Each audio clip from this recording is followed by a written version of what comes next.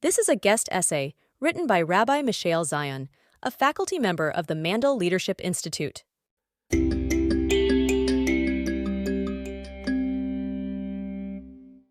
It happens every few weeks or days. Sitting on the couch or in bed, we dig ourselves a pit of Israel despair. We obsess about how bad things are and wonder how much worse they are going to get. Invariably, the questions arise. Is there a point where we get up and go? If the worst happens, where do we go? Who would take care of us? Should we move some savings to a bank account overseas? What would the worst look like? And how would we know that it is time? Sometimes the worst is threats from our external enemies. Since October 7th, we, like so many other Israelis, have played out all the worst-case scenarios in our minds. What if Hamas sent 1,000 terrorists our way? What if it were 5,000? How do we defend our synagogue, our street, our home? We read that in the communities just outside Gaza, when the Palestinian terrorists came to kill and kidnap, their lives depended on being able to close the safe room door from the inside. We got a guy to come fix the rusty door of our building's safe room. It was the first time all the neighbors agreed on a shared maintenance expense, without debate. But the door was too rusted, and he gave up. If the worst happened, would my children be safe? Does this mean it is time to go? 6 months later, at 2 a.m, when Iran sent more than 300 missiles and drones toward Israel, when the windows in our Jerusalem home shuddered and the sirens wailed, I pulled my daughter out of bed and lied to her, "We're safe, just come with me." Is this what parents in Ashkelon feel every night, in Gaza City, in Kiryat Shmona, in Khan Yunis? No parent should feel this way, Israeli or Palestinian. Is this what time to leave feels like? Flights were canceled. Then the airport closed. I was born in Israel, but have a U.S. passport. Maybe the embassy will send a boat out of Haifa. They did it once in October. Will we stay or will we go? Will we leave before the worst happens or only after? Over the weeks and months of these dark conversations, a conclusion has crystallized within us. We will not leave Israel because of any external threat. No enemy will cause us to leave our homeland, the way our ancestors left Hungary and Lithuania, Baghdad and Cairo. We are here, at home, and when push comes to shove over the existence of Israel, we would rather fight the battle from home, alongside our brethren, not watch it on social media from afar. But something else has also crystallized, something that one should not write following Israel's Independence Day, a day for celebration and unity, but that this year must be said. The worst-case scenario I fear most deeply is not the sadistic terrorism of Hamas leader Yahya Sinwar or the direct missiles of Iran's Revolutionary Guards. The worst, I fear, is from the actions of my own government. If we leave Israel, and may that day never arrive, it will be because we lost the internal struggle for what Israel is and needs to be. What is that moment? How will we recognize it? This is what I stay up half the night asking myself.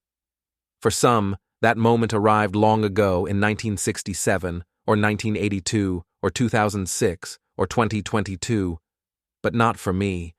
I was born in Israel, and I believe in it, even though I have been on the losing side of the election 10 out of the last 12 times. We chose to return to Israel after 5 years in New York because we wanted to raise our daughters as Israelis. I believe in this country, in the decency of Israeli society, in the ideal of a liberal democratic and Jewish state, with all of the tensions therein. I believe a life of dignity can be afforded to both Israelis and Palestinians between the river and the sea if our cultures and our leaders embrace each other's existence. And I have spent my professional life dedicated to creating a richer and deeper Israeli culture, which I believe can be the crowning achievement of 3,000 years of Jewish life. Israel has made many mistakes and performed actions I am ashamed of, but it has also done so much that I am proud of, most recently in the way we came together in the days after the Hamas-led attacks, even as so many haters around the world hypocritically blamed us for Hamas's behavior. But who we will be as Israelis when the dust of this war settles is the crucial question of this year's Independence Day, last week. For there is an insidious voice on the rise that incites Israelis against taking part in the Western world, an isolationist streak pushing Israelis against the larger project of liberal democracy and human rights that threatens to impel the country to turn its back on our closest allies, leaving us to fight with our last breath, alone. It would leave Israel in coalition with only American religious fundamentalists and authoritarians, not with liberal American Jews. It promotes a false Zionism that espouses Kahanism and racism, which brands Israeli leftists as traitors and seeks to rescind civil rights from Israeli Arabs. A voice that is not remorseful when seeing the results of Israel's attacks on uninvolved residents in Gaza. We know these voices. Their supporters are our cousins and neighbors, and we have watched in horror as their politicians have been invited into power by a weakened Israeli prime minister. If we do not beat these forces from our midst ideologically and politically, if we are not able to shift the thinking of our own fellow citizens, I doubt Israel will be a place where we can live. But how will we know the moment has arrived? In bed one night, after we dug a particularly deep pit of despair, the news did most of the work. A clear red line emerged. If Itamar Ben-Gvir, the Kahanist race-baiting minister, ever becomes Minister of Defense, we will leave. We will not let our 4 daughters serve in an IDF under his rule. Since that night, I have been playing this dark mind game when I cannot fall asleep most nights. When is it time to go? If Israel builds settlements on the outskirts of Khan Yunis again, if the police turn a blind eye as protesters burn Gaza aid trucks, if the Israeli government no longer cares that its scientists cannot take part in international research grants with their colleagues, and I probably should not be writing this. Speaking of leaving is taboo, especially in English, where these thoughts will be misconstrued and misused by readers in the Hear No Evil pro-Israel camp or the quote-unquote settler colonialist anti-Israel encampment. But mostly because so much of the worst has already happened, and because it seems we are at the clinching moment in which the worst-case scenarios could come true, and that makes it really hard to write. It scares me more than Iranian missiles and Hamas militants. Because if it is the actions of Israelis that compel me to leave Israel, then my life's project has failed. If we decide to leave because of what the Israeli government has become and done, then it is the destruction of Bayit Shlishi, the third Jewish commonwealth, at least for us. And we would be the lucky ones, because we have dual citizenship. We have where to go and a nice American accent and social security numbers to boot. But we would never be home again. These words are mostly hard to write because I do believe in Israel so much. I felt proud when my first grader stood solemnly during the moment of silence at Sunday night's memorial siren. A decade ago, that would have seemed to me to be disturbed parenting. Today, I know it is a healthy education for a girl growing up in the Middle East, belonging to a nation and a story. And I am super proud my 17-year-old will be joining the army in a year, after which, hopefully, over the next decade, we will have at least one daughter in uniform at any given time. I write hopefully because that would mean that Israel is a place I can continue to believe in, an army I continue to support, not an army that does not make mistakes. There is no such thing.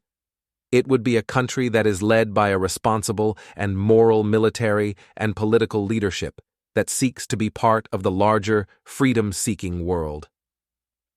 So following this year's Independence Day, the most loyal thing I can do for the state of Israel is admit that there is a red line that, if crossed, would make living here no longer living in Israel. It would have become a different country.